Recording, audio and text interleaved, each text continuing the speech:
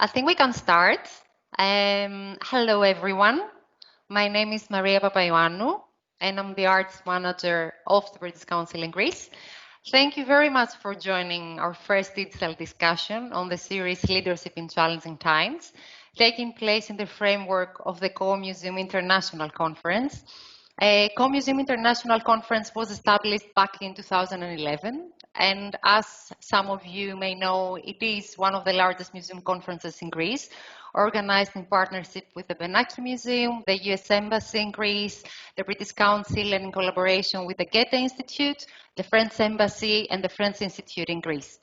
The aim of CoMuseum is to share best ideas and practices from around the world, highlight contemporary challenges, and create a global network of arts and cultural professionals that wish and aim to co-design a culture-centered future.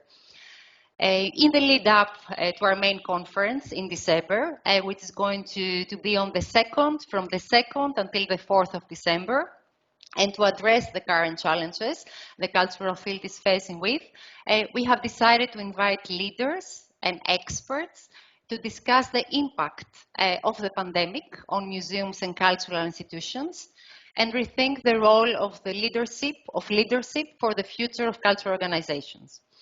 Our first discussion today, entitled Managing Cultural Organizations, hosted and curated by Anastasia Andritsou, my director and the director of the British Council in Greece, will focus on managing European cultural organizations in Greece and ways to confront the crisis. On behalf of our CoMuseum team, I would like to thank all the speakers for their enthusiasm and willingness to participate in this discussion, and of course EUNIC, the European National Institutes for Culture. Before we kick off, please allow me to remind some basic house rules that most of you have received on the joining instructions. Please remain on mute and keep your video off during the session. When you type your questions in the chat box, please state your name and the organization that you are coming from. This webinar will be recorded and shared through our CoMuseum platform and our communication channels at a later date. And in case you face any technical issues with the chat box, you can send your questions to Katerina Galani, katerina.galani@britishcouncil.gr. Without further ado, I would like to give the virtual floor to Anastasia. Anastasia, the floor is yours. Thank you, Maria. Hope you can hear me well. Yes? Good afternoon all. Kalispera. I'm delighted and honored to kick off the series of talks on leadership in challenging times.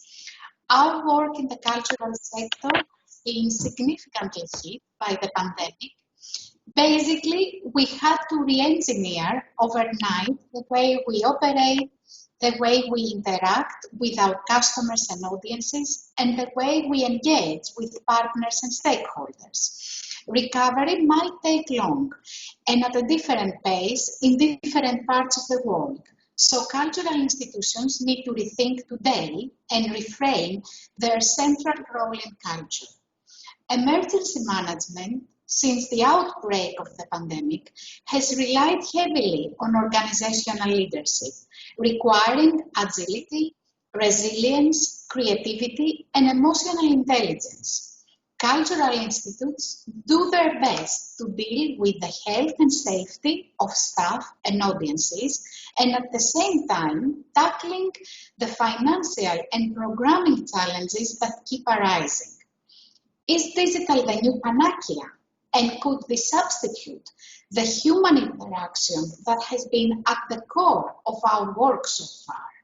What skills do you need to have in order to plan ahead at a time when your plan may need to change with a 24 hours notice? As leaders of cultural institutions, how can we ensure that our organizations remain relevant to a broader context, bold to face change, and co-design a culture-centered future? So these are some of the issues that we will try to address in the next 50 minutes. And in order to do so, I would like to welcome on board our four distinguished panelists and dear friends. So I would like to give a big welcome to Patrick Comois, Director of Institut Français in Athens, Angela Kaya, Director of Gert Institute in Athens, Christina Conde de Boerdingen, Directora Instituto Cervantes Atenas, and Anna Montavio, Director of Istituto Italiano di Cultura in Athens. Welcome everyone, and many thanks for accepting our invitation. Thank you so much. So we will start with some questions, and then we will also have the opportunity to take the questions of the audience, and Maria explained the way you just need to use the chat box on your right. So, Patrick, if I could start with you, how has your institution responded to the pandemic, and which learning points would you keep from this crisis? Okay, so first of all, thank you very much for organizing the panel. Congratulations, it's really, I think it's very useful, and we enormously appreciate the exchange. So hello to everyone. The response, so French Institute is maybe three main activity, and so we had to change all three. So the first one was courses in the French language mostly. We had to switch that online. We had to do that in a week or two, and we managed to do that. So that was really a surprise actually, and a positive surprise. We could switch the courses online. So that moved on. The second activity we have is exams. We organize exams in the French language, DALF, Sorbonne, and we had to make contingency plans to organize them. If the lockdown had been longer, we wouldn't have been able to do that, but the lockdown stopped mid-May, and so we were able, it asked a lot of work, but we were able to organize our exams, as were other colleagues as well, in end of June and July. But there was a lot of input and creativity to put in that, finding new rooms, finding what the rules are, and so on. So third kind of activities that we have at the French Institute is, of course, a cultural science and debate program events. So we had to postpone quite a few of them, and we hope that we'll be able to have them in the fall or winter season, but it's not that simple. And some of it we had to switch online, or we had to create a new program of online events, cultural activities, and things of the kind. That has been, I think, the most daunting challenge, as has been for many cultural institutions, not just cultural institutes. So we've tried. We've help from Paris with the team here to create new formats, but that's a challenge. So what are the learning points I take from the crisis so far? We know that, of course, but it was very clear during lockdown and after, the importance of everything that is non-verbal and everything that is not written in our working day-to-day process. That was lost or abandoned during lockdown, and it's so precious. It's really core of our activity. It's very hard to maintain an organization like ours. We are a team of roughly 100 people, all included. It's very difficult if you cannot bump into them. If you don't, there is no serendipity online. So it's extremely difficult if you don't have that. And so it means that you have to reinvent ways to organize, to exchange, to keep up online, and it's not as good. And we were not as good when we started the crisis. So we had to reinvent meetings, WhatsApp groups, everything, the way you send your emails, everything you had to be better. So, or find new ways. So that's a learning point.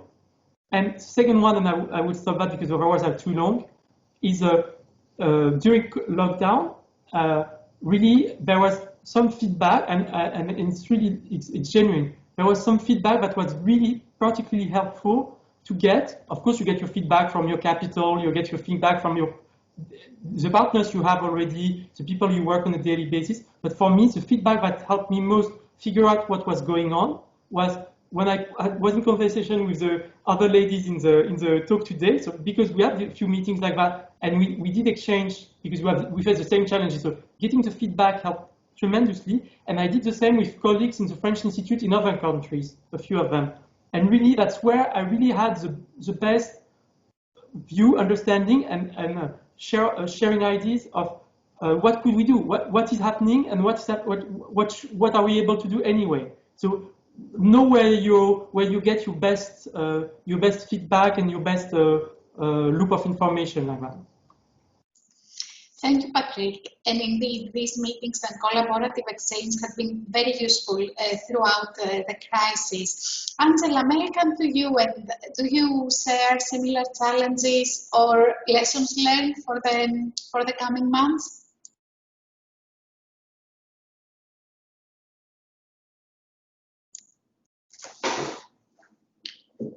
If you could just unmute, I think.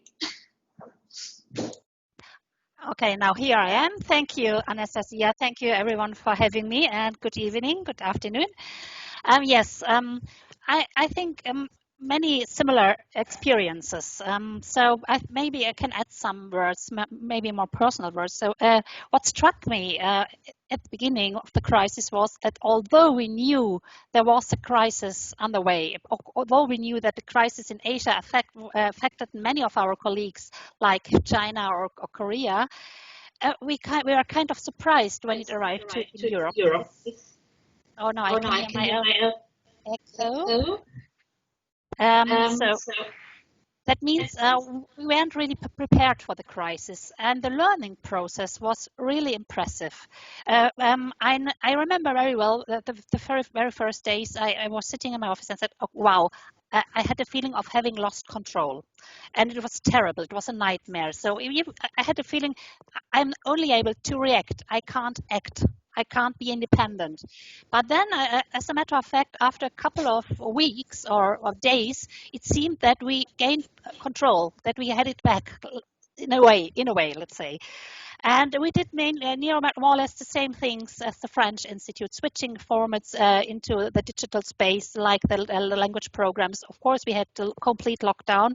Only a few colleagues were allowed and able to come to the office regularly. And then we started to move our cultural formats into the digital space, and our headquarters, our head office in EUNIC, the same as Patrick has mentioned, was really supportive and helpful. And to have a globalized worldwide organization is an asset, that's for sure. And so, for example, the Gert Institute invented a new digital platform called Kulturama, where we invited individuals as well as cultural organizations, institutions, to create their own content on this platform. It was completely user-generated. And so every night, people worldwide could watch, could participate in formats, in conferences, could see nice theater streamings and so on and so forth. Also, a really important focus was communication. It's all about communication, dialogue. We are all based on dialogue. That's a cultural work, internationally based.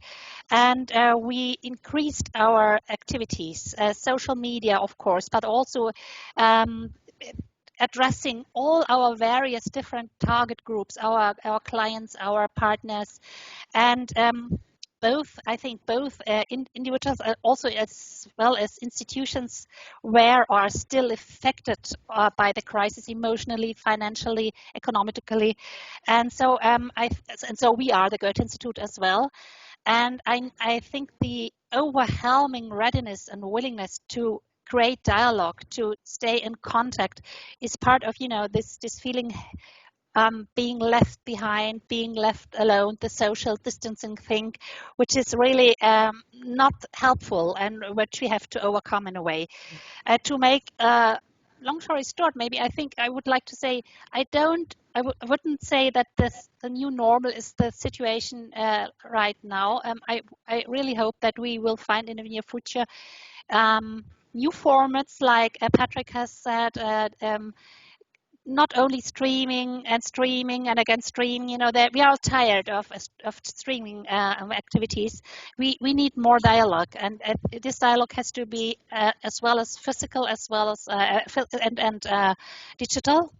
And we have to figure out how it works. I think that we are still learning. I don't know if we already have a proper answer on all these challenges. Maybe this is for the beginning what I can add to you, Patrick. Thank you, Angela. And if I could go to Christina from Instituto Cervantes. And Christina, what has been your experience and the key learning points, and most importantly, what you take with you out of this crisis as positive learning?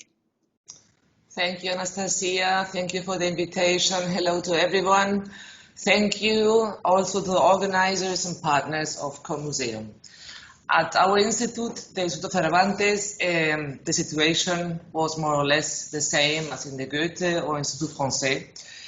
Thanks to the ability or capacity of our employees not to improvise and to adapt to the situation, we could replace the presential or physical classes with video classes.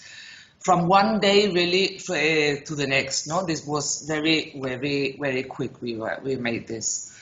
Of course, it was not easy. We have been working remotely by, like everybody, doing telework and video conferencing, and we improved coordination with our headquarters. This was, I mean, of course, we always had a very important and big coordination with headquarters, but this time it was even more, and we learned a lot about that.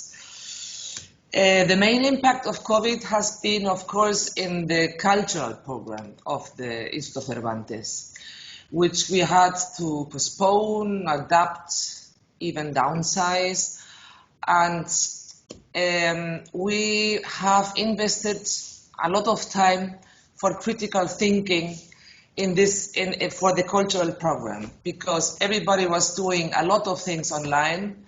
I wasn't sure if this was the solution to all that. So we are still thinking about that. We are doing some activities online and other not.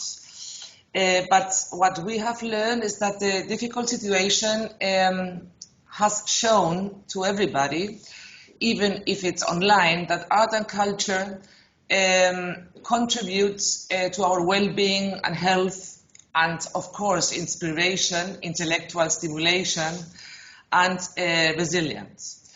In these difficult times for everybody. And for us at the Instituto Cervantes, we learned also the importance to take more time for internal learning activities. Mostly, I must say, of course, related to digital skills. And we spent more time on how to co-create locally projects, to exchange ideas, to coordinate.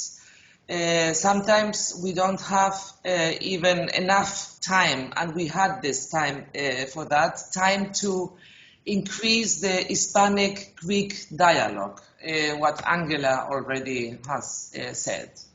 I think these are the learning points, main of them. Thank you, Christina, very much. And since this series of talks is about leadership, I would like to go to Anna from Istituto Italiano di Cultura in Athens, and I would like to ask you, Anna, during the last 6 months in this big crisis, which has been, as a leader, which you think are the essential skills for you as a leader in this crisis?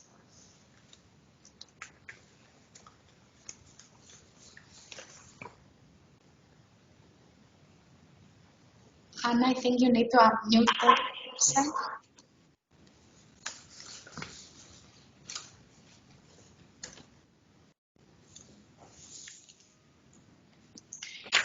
Anna, can you hear me? Yes, can you hear me? Can you hear me? Yes, perfectly. Yeah, okay. Okay, first of all, I would like to thank Anastasia to organize this very interesting occasion to reflect about this recent past caused by our virus, our enemy of virus. First of all, I would like to tell you that for Italian Cultural Institute, it was a shock, of course, this problem of virus, because it affected our everyday life in our office, of course.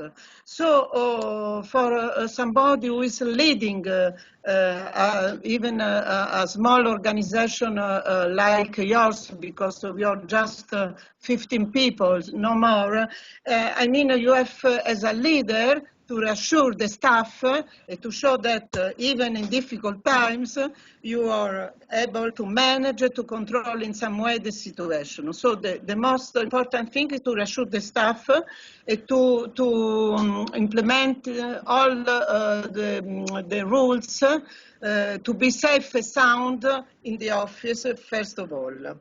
Then there was another problem, I think, that affected us as staff, as people working at the Institute, at the same time in the audience, as that you're living a very, very big change in our society, because you're passing from a society which is characterized by the contact to a contactless society. Just to think that a normal gesture like paying something is replaced now by a contactless credit, debit card. Everybody is avoiding to have a physical contact. This is a very serious problem, because in a society like a Greek society, Italian society, Spanish society in particular, where the physical contacts, the presence is very important in our society, so you have to deal with this problem. So we had to learn how to be in contact through technology. So I think we realized that the role of technology was becoming bigger and bigger, more important, more and more important. And we have to accustom in some way, even if we didn't like so much, because of course you have to replace the physical presence by WhatsApp, Microsoft Teams, the explosion of Zoom. So, as Cristina from Cervantes said, that there was a change in the organization of the office. We developed a new way of meeting, a new way of coordinating ourselves, and in some way was successful. I noticed that, at least for my staff, everybody was able to adapt himself, herself to this new way of working together. So we learned how to work, being distant and not being in the office at the same moment. It was a discrete success. Then everybody, I think, had new ideas to develop the work concerning our activities. Of course, as the Gert Institute, French Institute, Cervantes, we passed immediately to we switched to the online courses. All teachers, we had a very rapid, I could organize very quick training for the teachers, and in 1 week, everybody was teaching online. Then we had to organize all the service, because we have, for example, study in Italy, exams, translation office. We had to organize everything by online service. The office was closed, but we organized in some way the delivery of documents, contacts, so we could be able to work without almost any difference. It was really a big challenge, but a big success at the same time. Concerning the leader, the manager of a structure has to be able to change, to impulse the change towards the staff, because you have to try to imply the staff in your decision. Sometimes it's not easy, because I have, for example, people who have been working here for 40 years. So it's a big challenge to try to involve them, to make them working in a new context. Another big challenge was to try to keep a contact with people, with audiences. This is very difficult, because at the beginning of the lockdown we had a very big institution, very famous, like La Scala di Milano, for example. They were leaving for free a lot of very prestigious contents, but these contents I found were universal, too universal for Greek. So each time I decided to customize these contents, and I began to produce video or cultural event that were done only for Greeks, not for everybody in the world. So I organized the event, I produce video only for Greeks. And sometimes I think that in some way the audience began to respond, to answer positively to this new way of contacting them, considering that it was not possible to meet, it was not possible to do anything in presence. So customizing the events by subtitling everything. I have never proposed anything in English. Everything was proposed in Greek with translation, subtitles. When possible, I register, for example, the introduction of the director of the Scala di Milano in Italian, but translated in Greek for Greeks. And I think that this solution was, for the time being, of course, I don't know if it will be always like this, because people are obliged to receive so many online video contents that maybe one day will be fed up of this. But for the moment, I tried to keep a good contact with the audiences. For example, we had the idea of organizing an online summer festival, where the contents were available not all together, but for example, in 1 week, one content, another week, another content, progressively. So people didn't have to exploit everything at the same time, but they had progressively all contents. So I think the capacity of adaptation is the best, the most important thing. Thank you very much for all these useful insights. So if I could go to the other panelists and ask, Patrick, if you could name 2 leadership skills that help you to get through this challenge. I mean, all of us work with people every day. In the past, it might have been very challenging to ask people to change overnight their habits, the way they work. So how you manage 2 key skills that helped you, and would be your advice to people that are listening today? I guess my answer is very similar to what Anna said. Well, 2 things that she actually mentioned, but I will say it again.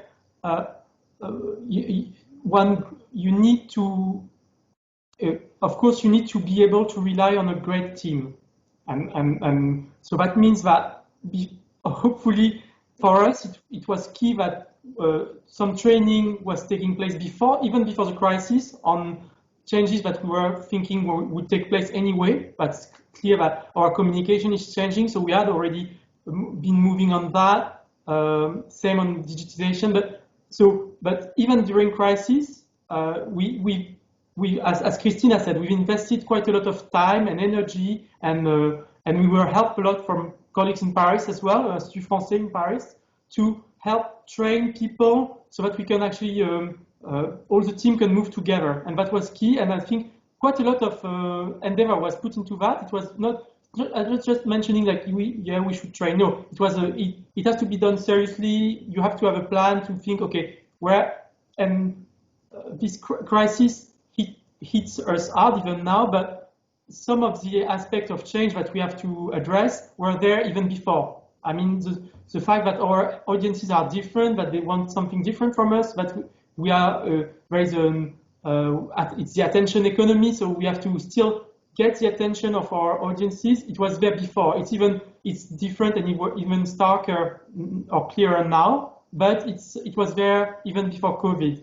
And so indeed, you have to train. You have to accept that maybe the team should reorganize, but people have to move together in the organization. So that's one leadership skill, and it's been mentioned before. The other that Anna also mentioned, and I totally agree with that, is creativity. If you cannot, which means that you have to keep some time and some space for yourself and with others to still think, to still be able to read, to still be able to project into things that you actually want to do. I will give you an example. Of course, we were constrained. Lots of things we couldn't do during COVID and still can't do.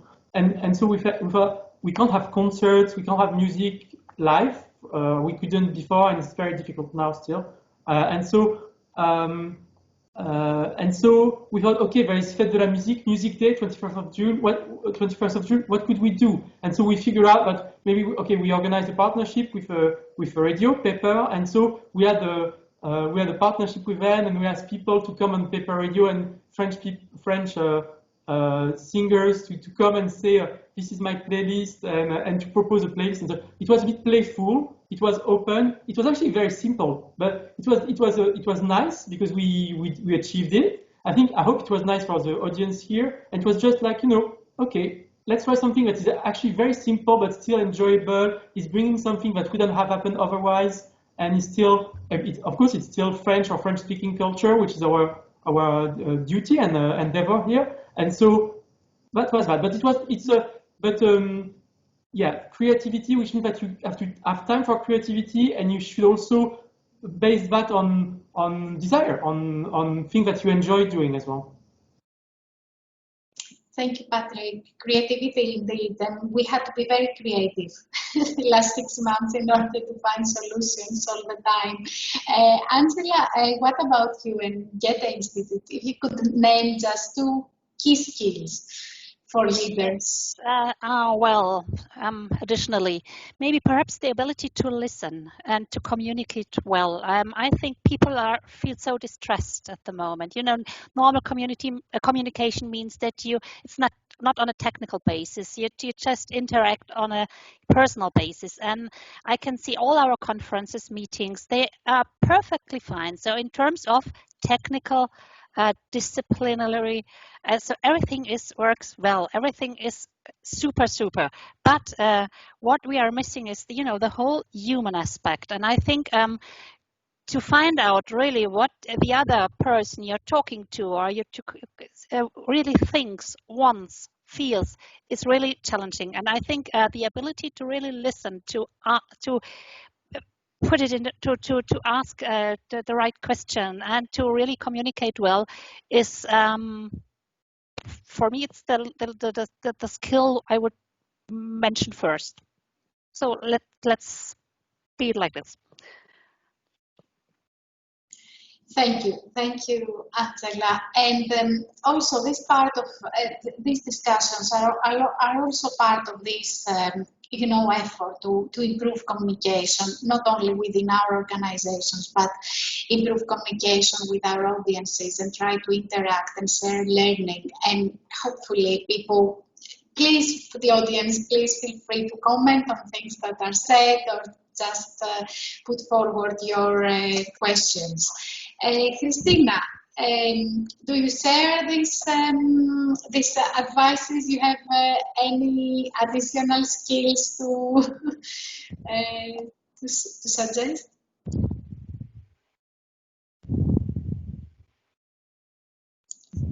think you are on mute.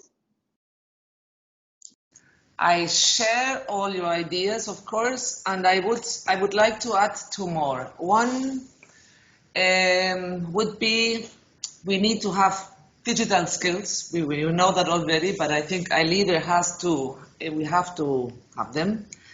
And what I said before, the critical thinking. We need to evaluate information and to make informed decisions in this uneasy, difficult situation. I would, yes, add these two, and of course, open mindsets, flexibility, and so on.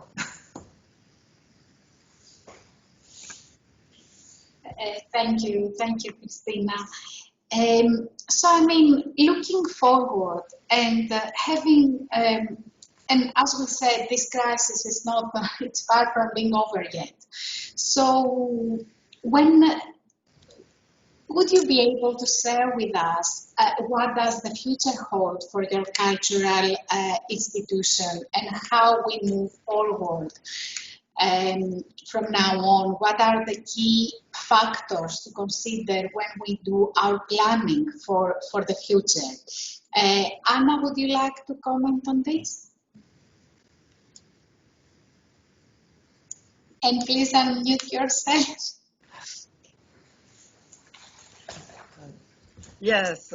Thank you for giving the floor for this impressive question about the future. Well, in this moment, the future is very uncertain, but of course, we have learned something for this recent past. And I think that the role of technology is key in this moment, because we made a big jump in our everyday life, in the office, in the relationship with the audiences, in the relationship with the staff. So we are in a certain sense more than before, more aware about what can be the future, and we are richer of experience and of digital skills. So we are looking the future, maybe with a certain optimism, because we know that we cannot change the situation. It's not up to us.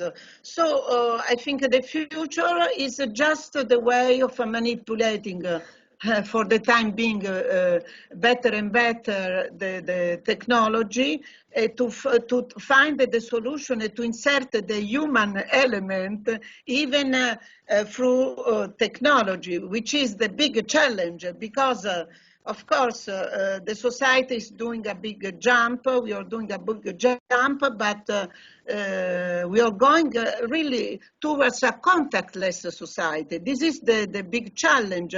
How the human affectivity is going to adapt about this change. So I think that even if the story of the virus is finished at a certain point, I mean, this jump of using new technology will stay. We stay because, for example, I'm noticing now that a lot of students now are asking directly online courses. They don't want anymore because not only because of virus, but because they don't have to have the traffic in Athens, because it's very difficult to cross Athens in some period of time. So they can be at home in big serenity and learn the languages they choose. So I mean, this will stay. We are not as before anymore like before the virus. There is a life before and after virus. So this is the future anyway. Thank you. Thank you, Anna. Thank you. So very right. So, Angela, when it comes to planning for the future, which are the key priorities? What would be your priority? Or again, the criteria, the most important factors that you consider for this planning? Would it be staff, security, and safety? I think this this goes without saying. Would this be financial restrictions? Would this be digital? So any quick thoughts on this? Yes, of course, I think we all agree that digitalization will be will stay with us. So we are taking, all of us, we are taking huge steps, big steps towards improving our digital skills, towards digitalization. And I think that's the new normal, and it's okay. But as I mentioned earlier, I think the crisis will have an ongoing impact on us as a society, on our social structures. And people, yes, as I said earlier, I feel distressed. But there are maybe some people, or many people, that maybe the younger ones, who might have adapted. Or who might have already forgotten the real world. So they adapted fully to the digital world. So what would happen to them? Will they be able to return to the normal physical world? What can we do to give them the support they might need? How will it look like? And there are other ones, maybe groups of people who settled in their respective bubbles, like social bubbles, political bubbles, cultural bubbles. And so are they able to get in contact to each other anymore? Or what have we to do? Do we have to give them support? Do we have to open our institute for more dialogue and to be more open? That's another question. Because I think what we have seen over the course of the last years, society is shifting apart, politically, culturally, is now even more visible, and we have to really react on that. I think I can also say it for the Gert Institute. It's a huge challenge, and I think what we have to do is to think about it and to really create good offers, spaces for dialogue, to bring people together, to enable interaction. Thank you very much, Angela. And I can see questions coming up on the chat. And actually, a question is relevant to what you just said about enabling audience to come together and collaborate. And I maybe go to Patrick and ask, now that travel is not possible, or there are certain restrictions, how this not ability to travel can be replaced, how we can continue as cultural institutes bringing artists, educators, audience together in a non-traveling, in a ban of travel situation. Thank you very much for the question. Honestly, I think it's the hardest question we have to face right now. We were lucky that the scholars that we were sending to France were able to depart, because it was done late August. So, but honestly, for the future, the near future and more distant future, it's the biggest challenge. It means that we have to reinvent formats that are equivalent, where people who are based in Greece can actually have all the networking and experience, maybe distant learning, but it's not as good. Well, it's difficult. I think what will be missed most is actually the social interactions, meeting people, everything that you cannot framework before it happens. So that is really challenging, and really it's a major point for us, because we have to do that for artists, scientists. We have different programs, of course. I have colleagues from the other institutes, and honestly, that's what we'll have to work on. I would have to add, I think, okay, our institutions, cultural institutes here in Athens are struck by the crisis, and of course it's a shock, and an economic shock as well for us. But we are not as hard hit, I hope, as our other smaller cultural structures or individuals, artists, people, all the people who are in the arts generally, not just artists, but all the professions there. And so we have to think, and that's part of the answer as well, we have to think how we as Cultural Institute can help them. We know that there are these movements now across the art sector in Greece, because it's really dire straits now for many people, and so we have to think of ways in our programs, programs of events, program of interactions with friends for us, or in other ways, all the ways we can have to help and still have this role, as Angela said, to keep the connection. That's really major to keep people in contact, that nobody retreats or is even more isolated because of this crisis. So, but it's easier said than done. But that's also something that we will look into very much for the next month. Thank you, Patrick. And there are, as part of the questions in the chat, audience is asking whether, we discussed about how this crisis changed the way, for example, we educate, we run our courses, and now the digital and online is a core part of our offer, which was not maybe the case a year ago. Does this bring other changes to the way we engage and interact with partners, or the way we co-create content and initiatives with audiences? At the beginning of the discussion, Angela mentioned the initiative from Gert Institute, Kulturama. And I don't know if any of you want to comment on this and to make some comments on whether the crisis pushed us to consider new ways and methodologies of engaging with audiences or co-creating content.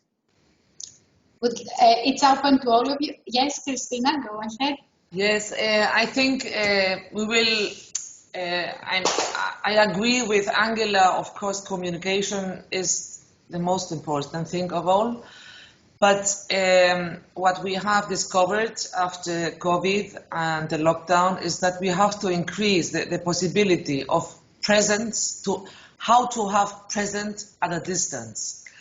And therefore, I think maybe we have to build something like hybrid experience spaces, where human as well as artificial agents can interact, and create new contact.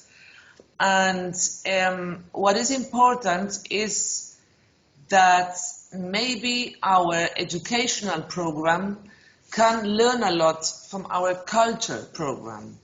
By transferring the knowledge or technology from the artists and creators to our classrooms. Because I think that what we call the EdTech, the technology innovation for education, is going to stay. We have to improve, we have to learn, and probably we are going to have more relationship with everything what is educational games and how to entertain through education.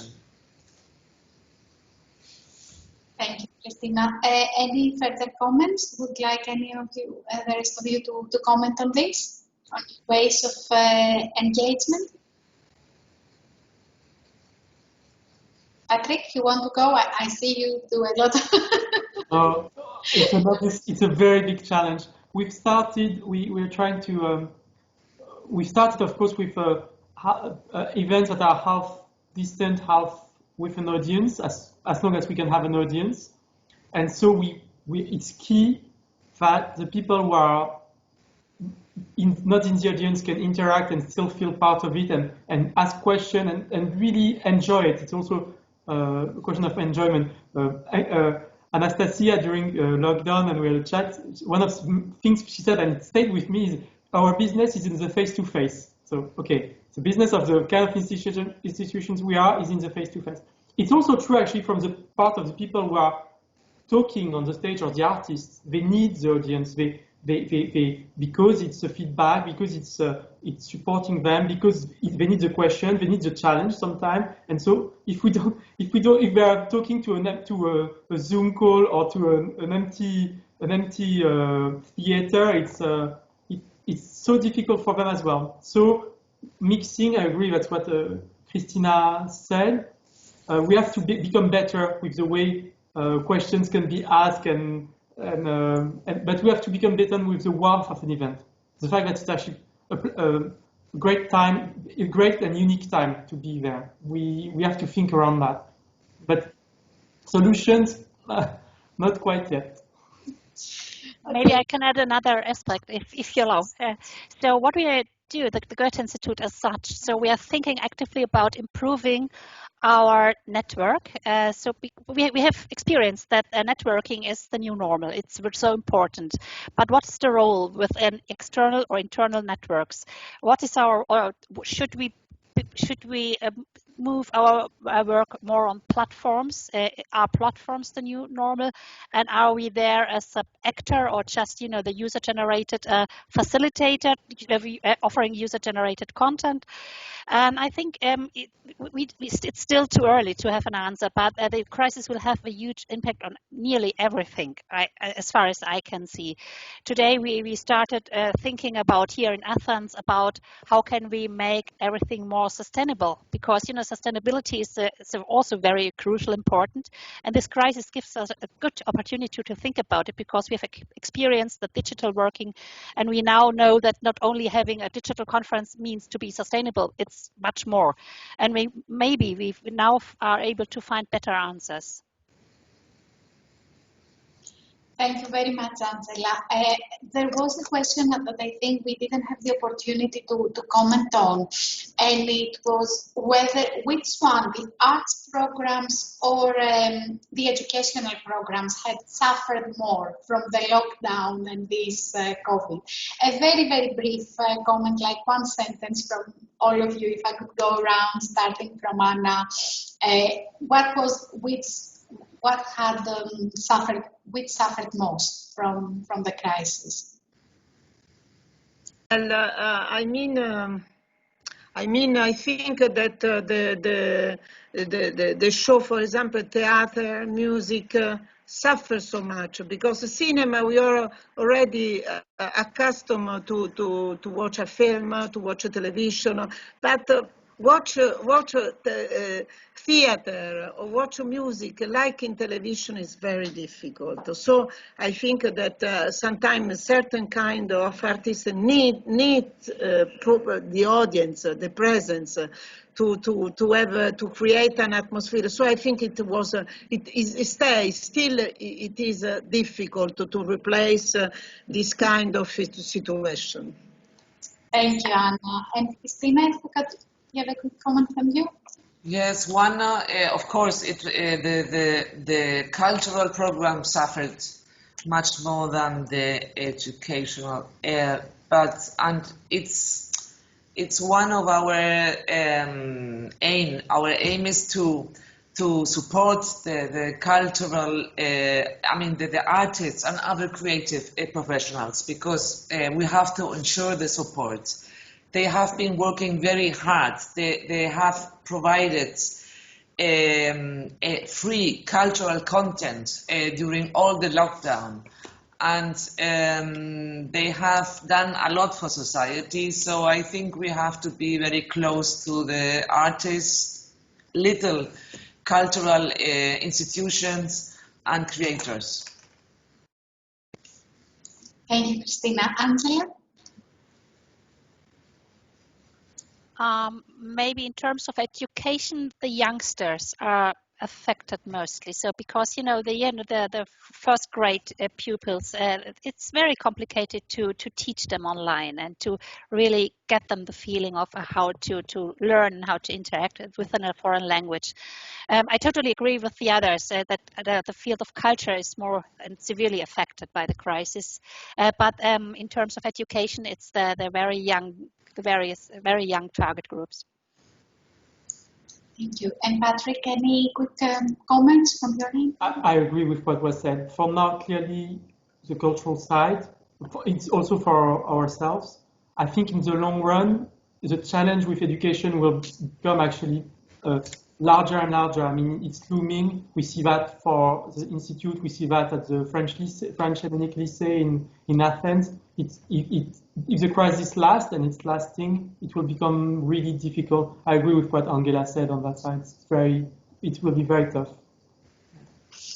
Thank you. And I think that brings us to the end of this exciting conversation, which is only the first of a series on leadership during challenging times. I hope that the audience get an idea about our challenges, and I thank very much our panelists for sharing so openly concerns, ideas, the things they struggle with, the priorities that we try to put when we try to find the best way to engage with customers, with audience. I think, and I can say this on behalf of all, the commitment to cultural engagement through education, through art, does not change. And I hope you hear, it was clear from all presentations and the discussion that the effort, the enthusiasm and the commitment from all of us in continuing working with the cultural sector and basically co-developing ideas, all these challenges, it's so difficult to find one solution. So if we keep the dialogue going, I think we can all work collaboratively and find some ways to continue doing the great work that everybody does. So thank you very much for your participation. And I want to give the floor again to Maria for some final remarks. I just wanted to thank everyone, to thank all of you, the panelists. I've kept a lot of notes. After this, I think you gave us a lot of inspiration. We need to listen and communicate, create programs with our audiences, listen to the community. I'm really happy to see that we are all on the same side, which is something that it can give us, it can make us feel better. We don't know COVID for how long it's going to be with us. So this solidarity, it's really nice to feel that you are not alone out there in the cultural and the educational field. Thank you, everyone. I think we all agree that the digital is not the solution. So we really hope that within the next few months, we'll be able to be out there with our audiences. Thank you all for being with us. Stay tuned to our CoMuseum newsletters. Our next leadership talk will be towards the end of September, and it will be around managing museums. We'll share all the information with you, and stay safe, and thank you again.